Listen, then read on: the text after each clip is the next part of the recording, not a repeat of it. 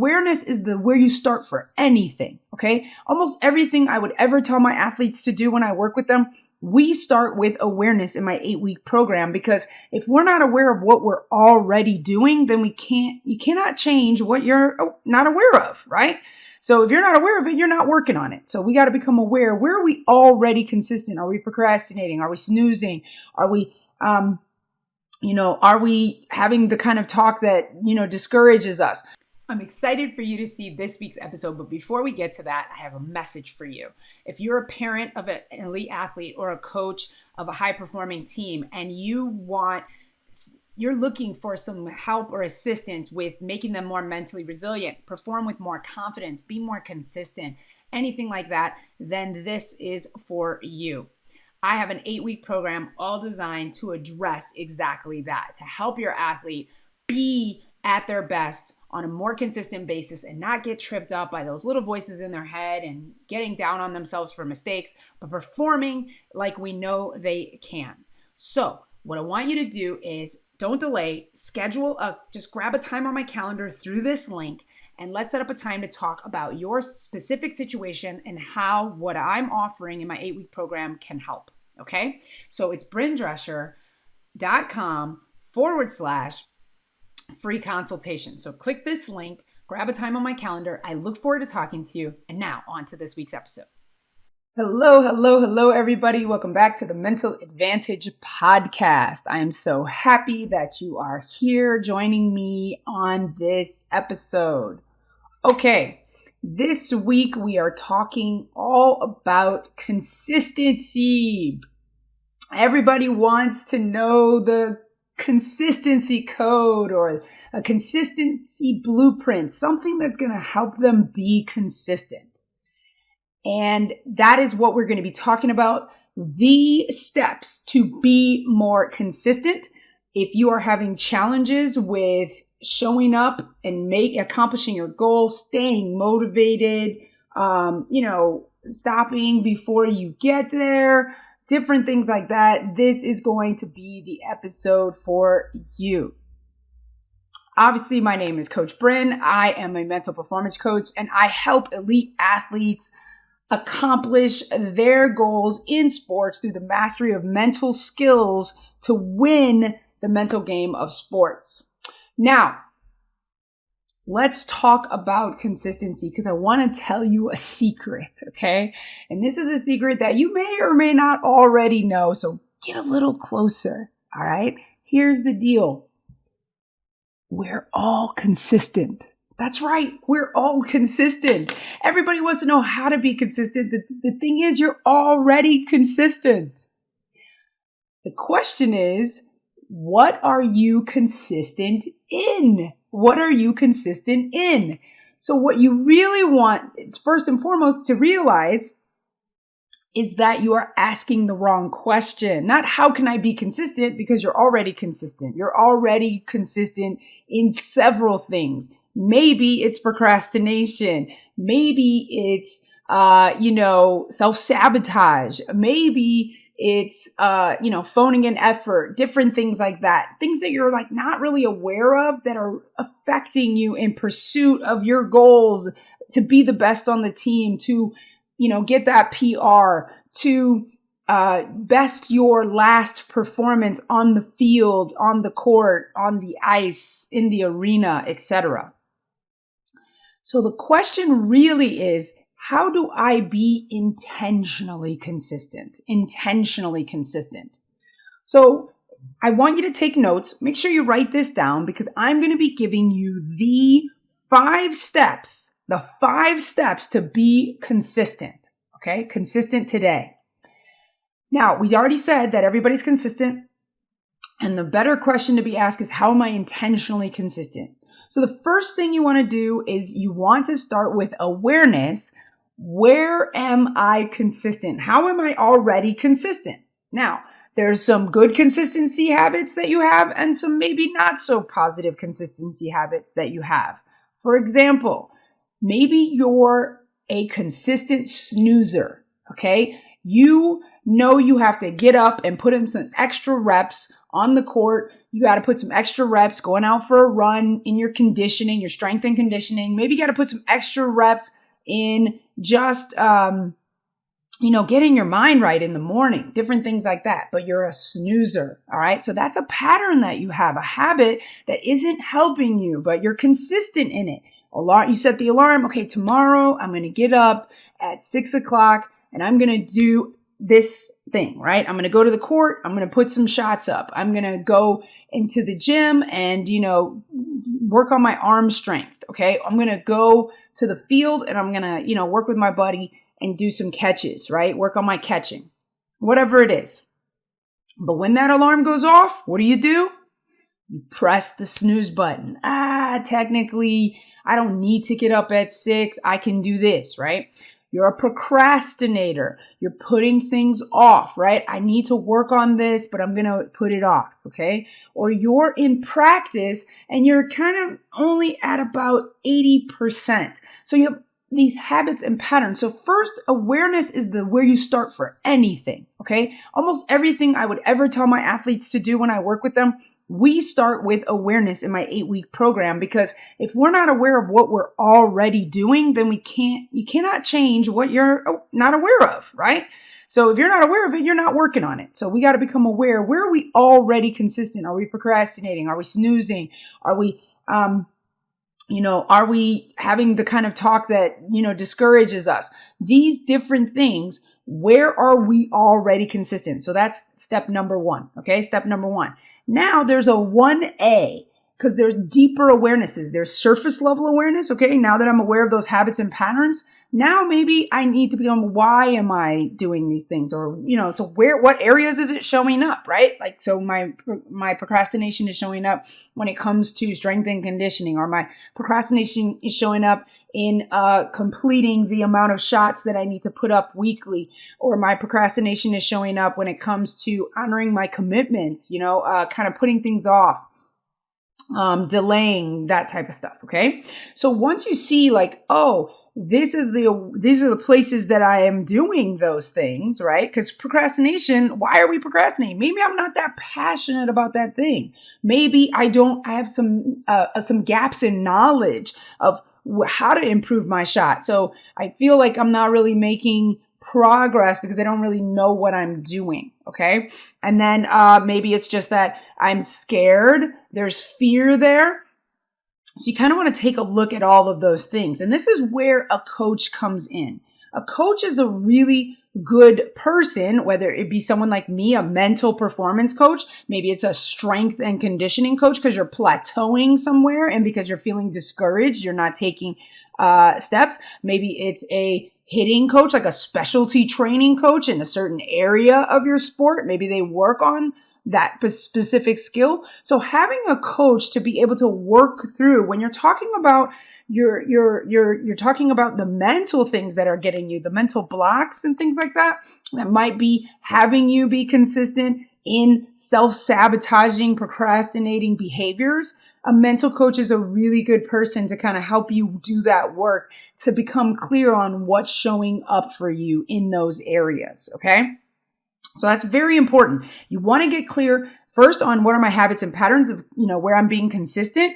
Then you want to kind of go deeper. What areas are these things showing up? And then maybe even a deeper level. Why? Why is this happening in these areas? And then, maybe 1D is getting somebody to help you, do that work so that you're not constantly coming up against, I know I'm doing it, but I don't know why I'm doing it. So I'm continuing to do it. Also, some of the habits and patterns that we do is like how it manifests and why we're not consistent is that when we find something difficult, so we're going along, we find a little bit of a roadblock, maybe it's a mental block or, knowledge, ability, fear, etc. Then, the behavior that we then go to.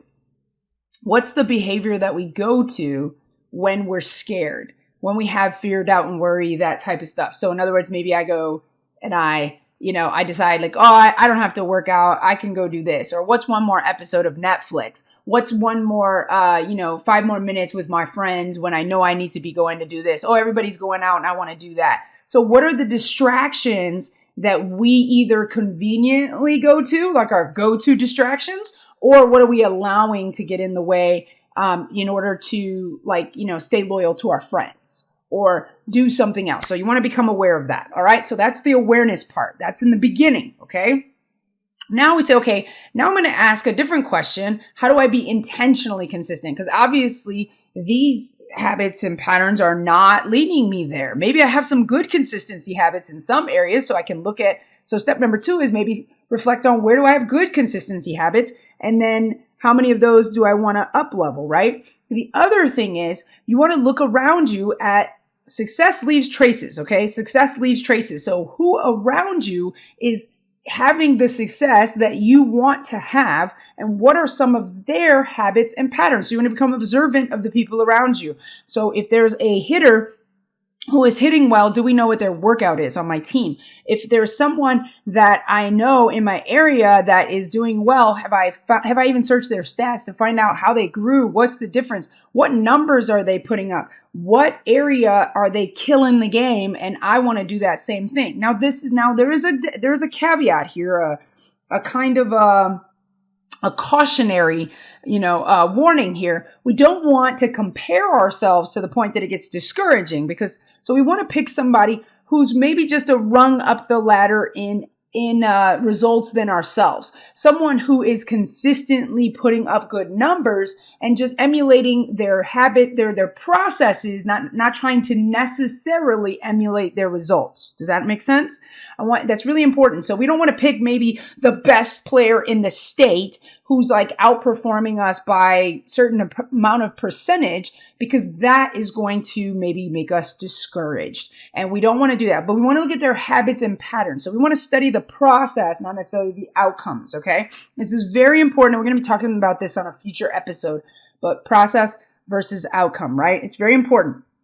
So as we see, okay, I see this person seems to go to the gym every day at a certain time. I see this person has a meditation practice. Oh, I don't know anything about meditation. Maybe I need to get some know-how there. I see that this person over here has a good, conditioning exercises that they're doing. I see this person is putting up so many reps in the gym when it comes to shooting, when it comes to hitting, when it comes to catching, when it comes to throwing, etc. So depending on what sport we're doing, we want to find somebody who, find who's got the stuff that we need to work on. So where are the areas of my game that I want to be proficient in, or I'm already showing some proficiency, and what habits and patterns do I need to have to be successful?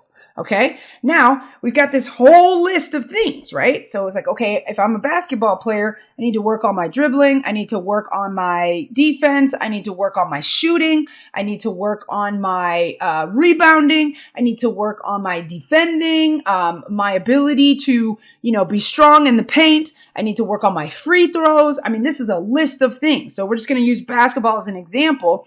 That's a lot of things. So then we're like, okay, great. I'm going to do this practice. I'm going to do all these things. But if I try to do all of those things at once, the chances of me becoming proficient at any of them is very slim. So now that we have all of this list, this sort of buffet of options, rebounding, dribbling, footwork, all the different things that go into being an excellent basketball player, then we have to pick one thing. That's right. I said one thing you got to pick one, because sometimes it can become overwhelming. Like, oh my gosh, all these things. I could do this. I could do the strength and conditioning. I could do all that. And so then we have to pick one thing that we're going to start with, because this is where we sometimes become the self-sabotaging behaviors come in, usually because we feel overwhelmed. We feel like I don't know how to do that. I don't know where to begin. How do I begin? So if we just pick one thing, okay? The thing that is going to change my game the most, or the easiest task that I can get started with that will get me up and in action, right? So you're going to choose. Sometimes it takes essentially being specific about the goal, because sometimes what happens is we have all of this ideas of the things that we can do. But if I take the goal that I want, which is to be all conference, let's say, or an all American, depending on where you're at. Okay. So I want to be all conference, all American status, right? That's my goal. I see myself being, reading my name in the paper, all that great stuff. And it's like, okay, in order to be all conference, all American, where do I need to be in 6 months, right? So that's my goal in 12 months, let's say, okay? 12-month goal. Then I want to say, okay, what's my 6-month goal, all right? In order to be on track to be all American, where would I need to be in 6 months to be on track for my 12-month goal, all right? And then where would I need to be in 1 month to be on track for that 6-month goal? And then where would I need to be in 1 week to be on track for that 1 month goal that leads that 6-month goal that leads that 12-month goal? And then where do I need to be in 1 week to accomplish that 1 month goal, right? To the 6-month goal, to the 12-month goal. And then where do I need to be today to be on track to accomplish that 1 week goal, right? So now when you bite size it like that, it becomes better. So you pick the one action and then you work backwards so you know what activity to take. The big thing about consistency is that our brains need little rewards along the way. We need benchmarks, signposts, some way to kind of keep the goal in focus and to feel like a little bit of success. So if we celebrate ourselves along the way, then we can be consistent. So that's really important. That's really step 3 is to pick one, okay? Pick one task that I'm going to focus on. So And you can do multiple in one practice, but you got to work on one at a time. So right now, my focus as I'm dribbling is about my eye-hand coordination, right? I'm maybe not focusing on my footwork just yet, because if I try to focus on my footwork and my eye-hand coordination and everything within that task, I might get a little bit off task. So I want to know, okay, what am I focusing on? I'm focusing on my ball handling ability, okay, with my dribbling. So as I'm dribbling, I need to know, my right hand, my left hand, what am I focusing on, right? Where's my focus in this particular activity? So I pick dribbling. Now I work backwards.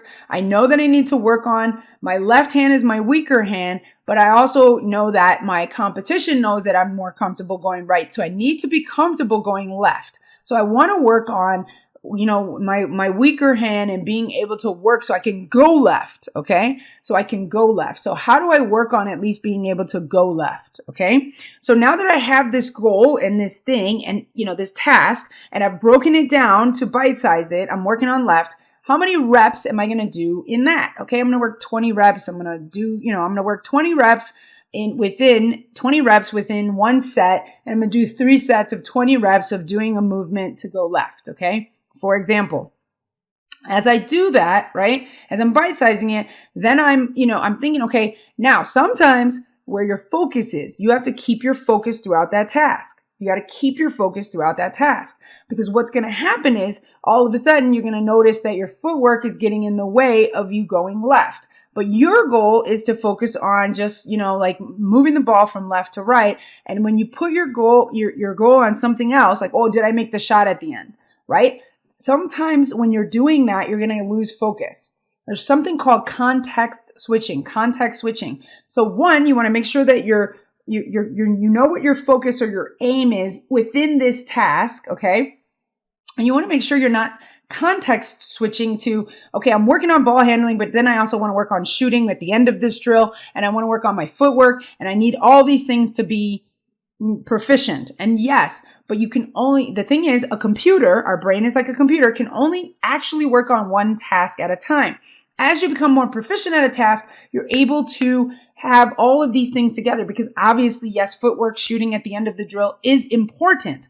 But right now, maybe my focus only needs to be on going left and making sure that the transfer from my dominant hand, my right hand to my left hand is smooth. And I'm able to do that in a way that I know that I want to go left, and I need to get 3 steps on my defender. And that's my goal in this task. Moving to my left, getting 3 steps on my defender. Moving to my left, getting 3 steps on my defender. And then we're going to add something on top of it once we got that down to the different stages, which we'll talk about in another episode of change, right? The 4 steps of change. So as we get there, we want to be aware of context switching. What context switching does is we think that we only have 100% of ability to focus in any specific task, like the amount of energy, effort, time that you can devote on a task. But then we try to put so many things on our plate that this is where overwhelm happens. And this is what causes us to self-sabotage, to procrastinate, because it feels like too much, okay?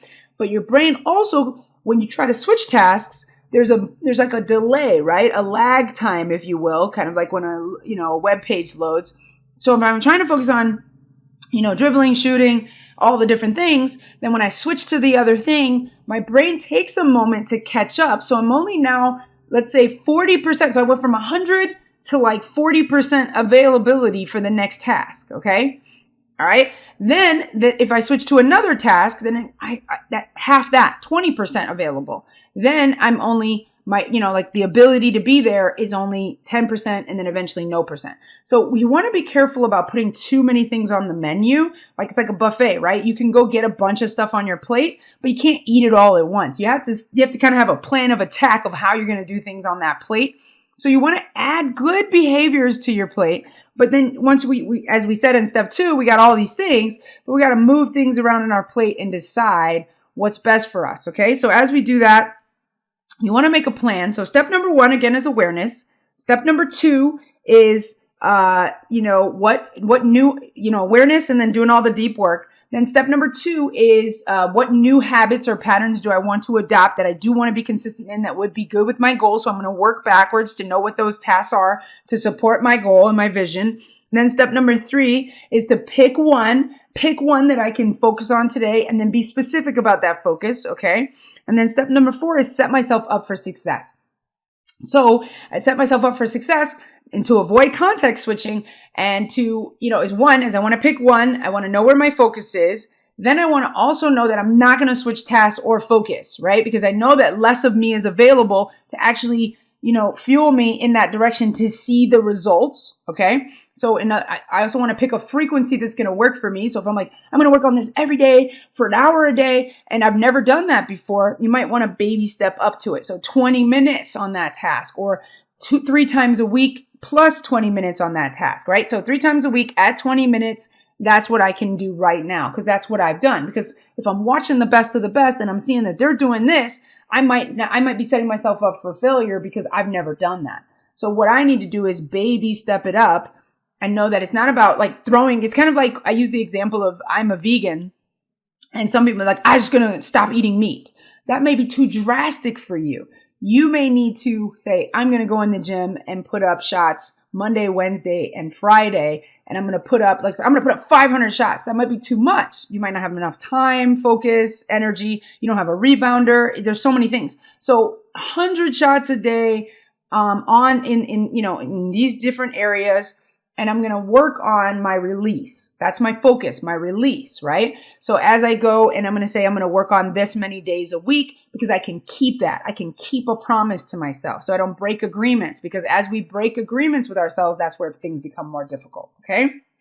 And then once we've got a pattern of success, we have those benchmarks of keeping track of our results. Okay. That's like 4B, so that we have an ability to celebrate our success. Like, yes, I got the 100 in. I did the thing. So you need to celebrate your success. I call it cawing, celebrate all wins, something that kind of gives you that little dopamine hit to be like, man, I'm making progress. So I went today and I got it up, or I got up out of bed. I didn't snooze, and I got to the gym early and I was able to, stretch, do a full warm up, and then set myself up for success to go into that workout. You should be stretching all the time. Okay. It's very important. All right.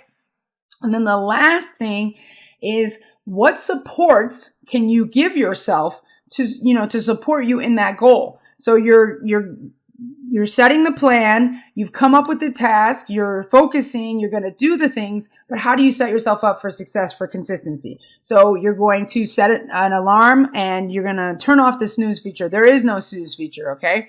So, and I'm making a commitment to myself that I will not snooze. Okay. I will not snooze. So I'm going to turn off the snooze feature. And now that I know there's no snooze, I won't even use that. Okay. I won't even rely on it. Okay. I'm going to set a reminder in my calendar to know that on Mondays are shooting days, Tuesdays are dribbling days, Wednesdays are, footwork drills, Thursdays are, so this is my primary focus on these days. So sometimes batching and thinking of what days you're going to work on certain tasks for your sport. Now, of course, you have a coach, you have practice, you need to do that. But this is when you're doing work outside of practice, because guess what?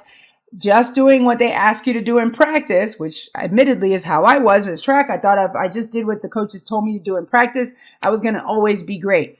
But the best of the best always do a little bit more. They do outside of practice. They have certain habits and patterns that support them even when the coach isn't around. That's how you learn, because when you don't have a coach on the summer or you don't have a coach at home, this is how you set yourself up for success, to have these habits that you're just used to. And then you're not relying on the coach, which means like, oh, I gained weight during the off season. Not even, now rest is important. Don't get me wrong, but we need to also make sure, what patterns are we setting up? If I know I'm getting up at 6, then I need to set an alarm that I need to go to bed at a certain time. So I have to set my day up so that it supports that bedtime. Okay, so because I need a certain amount of rest to be able to get up and have the right energy to do that workout in the morning, to do that extra practice, to do that. And this is helpful for a team as well. So you have that accountability, that goal. And remember, your coach is a good ally in this, okay? Having a coach that you hire privately, that you invest in yourself, as well as the coach that's been assigned to you, your club, your team, your high school team, your college team, etc. Okay? So it's important because nobody works without a coach. There's literally no one that works without a coach. No team that has ever wanted to go for success has ever done it without a coach, right? You need a coach. You need a coach that's going to help you, and then you got to tell them the plan. You got to, and they might have their own designs. And so you work within that. And how do you define your wins and those different things? So there's a lot that comes into this whole being consistent. If you're doing, that was on, most of what I gave you is on a personal level. As a team, you can follow the same things. You just change it to, we want to win. And I was saying that everybody wants to win. You're not original by saying you want to win the championship. You want to be the best. Everybody wants that. Everybody wants to be the best player on their team. Everybody wants to, they want the prestige of being the best player on their team. Based on the outcome of the results, based on the process, I'd say not everybody actually wants to be the best. Some people want to win. They want to be the best. They say these things, but then their activities and actions have to back that up. And when you are consistent and clear and focused and have the right toughness to get there, those are the things that actually support your results being what you want, your outcomes. Okay, having favorable outcomes in alignment with your goals, right? If I just, if I'm just firing off a bunch of arrows, but I don't have a target, right? I could have a lot of action. Okay. So having that focus, and really that helps you be consistent because you know where to be consistent, right? Helps you stay the course. If you get off, you kind of fall off a day, you have mistakes, you have challenges, you lost a game, you made a mistake in the game. When you are focused on a specific goal, that really helps, and you don't let the outside influences that are going to come in to do that. So to get you off course, to throw you off your game. So that is the consistency code, just a consistency blueprint. Basically, be aware of where you're already consistent and what habits and patterns, and are they the habits and patterns that are leading you to where you want to go. Study those that are already successful in the field that you want to be successful in, whether it be baseball, basketball, soccer, hockey, maybe your position, defense, offense, shooting, whatever it is, right? Throwing, pitching, whatever the case is. Study those that are doing well in that field. Find out what their process is. Like, what habits and patterns do they have that are supporting them having the results? Don't compare yourself to their results. Just focus on the process, okay? Work backwards. What is your goal specifically for you based on what you want to commit to? And are they something that is a stretch for you, but not necessarily trying to be like, Tom Brady, if you're just, you're a high school quarterback, right? Maybe look at where Tom Brady was in high school, look at his numbers, that type of stuff, but don't look at, him now. All right. And then work your way backwards to bite size it, to make it something. Pick one task or one area of your sport or a particular drill that you want to focus on. Get enough reps in. All right. Focus on your feedback. Get some wins in there, some benchmarks to celebrate, evaluate, rinse, repeat, that type of process. Then you want to set yourself up for success. What's the frequency that you're willing to commit to that activity? right? Because your plan has to be something that's doable for you, because sometimes we're trying to go too hard, right? Like throwing all of our meat out when we're just starting trying to eat healthier or more plant-based, okay? Not pushing a plant-based diet on you, okay? All right. And then last but not least, what supports are you going to do to support this plan? So no snooze, getting an accountability partner or a coach that you hire to help you with a lot of this work, right? To hold you to what you say you're going to do. Making sure that you're informing your coach, your head coach, about your plans so that they can support you in that and give you feedback and let you know when you're on course and not on course. Also, what do you have to set up systems as far as calendars and reminders, maybe posting your goal somewhere so you can see it, so it's in vision, so you know, like, oh my gosh, because there's something about being able to kind of break through certain barriers in our minds when we can see it, right? It's sort of that whole thing when you say, like, they've done the thing where you put your arm, take your arm right now and put it behind you, right, as far as you can go. Now see yourself putting it further, then you do it again, and now your arm goes further than it did the first time. A lot of times we're putting these like false barriers in front of ourselves, okay? So those are the various ways in which to support yourself to be more consistent. If you follow this step by step and know that there's going to be moments of adversity along the way, but you've set up supports and people that are in on the plan and giving yourself the right blueprint and framework to be able to stay within, I promise you'll be more consistent, more successful, and be able to rinse and repeat this process for your whole career, no matter what the outside noises are and things like that, if you stick to this. That has been the consistency code. Please share below what were the best parts of this, what was really helpful for you that you're going to be able to take and apply, share your results, and hey, let me know what your goal is. I'd love to be a part of your accountability system. All right. Thank you so much for watching this week's episode of the Mental Advantage podcast. Next week, we will be back with another episode of interviewing one of the greatest people in sports. And I look forward to seeing you in that one too. Thanks for watching. See you next week.